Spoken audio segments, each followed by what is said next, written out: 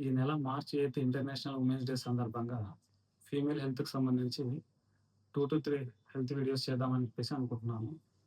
ఈ మధ్య కాలంలో చాలామంది అమ్మాయిల్లో పీరియడ్స్ సరిగ్గా రాకపోవడము, వెయిట్ గెయిన్ అయిపోవడము, ఫేస్ పైన మొటిమలు, పింపుల్స్ వచ్చేయడం, ఇన్‌ఫర్టిలిటీ ప్రాబ్లమ్స్ అంటే పెళ్ళైన తర్వాత పిల్లలు లేట్‌గా కావడం ఇవన్నీ చాలా మందిలో చూస్తున్నాం అనమాట.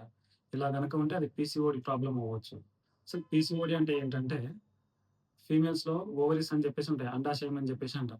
ఈ అండాశయం నుంచి ప్రతి నెల ఒక ఎగ్ రిలీజ్ అవుతుంది. ఈ పీసీఓడీ సమస్య ఉన్న వాళ్ళలో ఎగ్ సరిగ్గా డెవలప్ కాకపోవడము, ఎగ్ డెవలప్ అయినా కూడా ఎగ్ రిలీజ్ కాకపోవడము, ఇంకా ఈ ఓవరీస్ మొత్తము చిన్న చిన్న సిస్ట్‌లుగా ఫార్మ్ అవుతాయన్నమాట.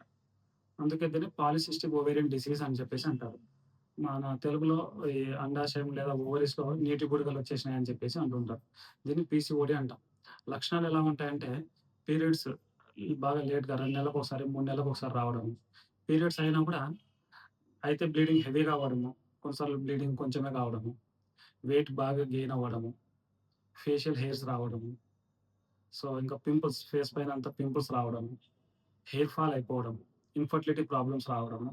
ఇవన్నీ గూడా పీసీఓడీలో లక్షణాలనమాట. అసలు పీసీఓడీ ఎందుకొస్తుందంటే, ఎలాంటి వారిలో వస్తుందంటే, ఓవర్ వెయిట్ ఉన్న వాళ్ళలో, హార్మోనల్ ఇంబాలెన్స్ వలన, ఫ్యామిలీ హిస్టరీ ఉన్న వాళ్ళకి అంటే పేరెంట్స్‌కి షుగర్ ఉండి పేరెంట్స్ ఓవర్ వెయిట్‌గా ఉంటే వీళ్ళకొచ్చే అవకాశాలుంటాయి. ఇంకోటి ఇన్సులిన్ రెసిస్టెన్స్ అంటే మన బ్లడ్‌లో షుగర్‌ని కంట్రోల్ చేయడానికి ఇన్సులిన్ అనేది రిలీజ్ అవుతుందనమాట.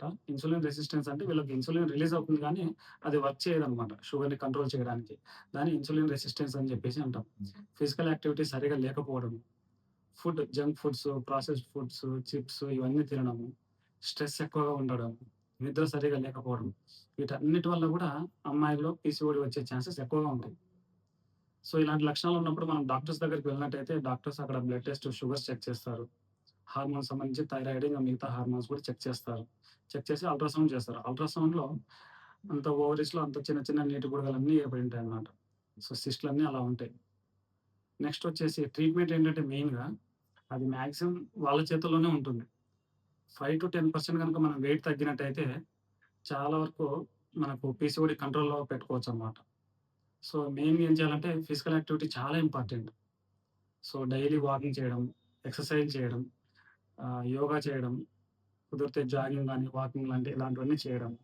డైట్ అంటారు. ఈ ప్రాసెస్డ్ ఫుడ్ గాని, షుగర్ గాని, జంక్ ఫుడ్స్ గాని ఇవన్నీ అవాయిడ్ చేసి కూరగాయలు ఎక్కువ తీసుకోవడము, ప్రోటీన్స్ తీసుకోవడము ఇవన్నీ చేయాలన్నమాట. నెక్స్ట్ ఇవన్నీ ఫాలో అయ్యి మనం డాక్టర్స్ దగ్గరికి వెళ్ళినట్టయితే డాక్టర్స్ పీరియడ్స్ రెగ్యులర్ కావడానికి ఓసీ పిల్స్ ప్రిస్క్రైబ్ చేస్తారు. అలానే వెయిట్ తగ్గడానికి, షుగర్ కంట్రోల్‌లో ఉండడానికి మెట్ఫార్మిన్ టాబ్లెట్స్ రాస్తారు. ఫైనల్ కన్క్లూజన్ ఏంటంటే ఇదేదో పెద్ద ప్రాణాంతకమైన వ్యాధి ఏం కాదు. క్యాన్సర్ అలాంటిదేం కాదు.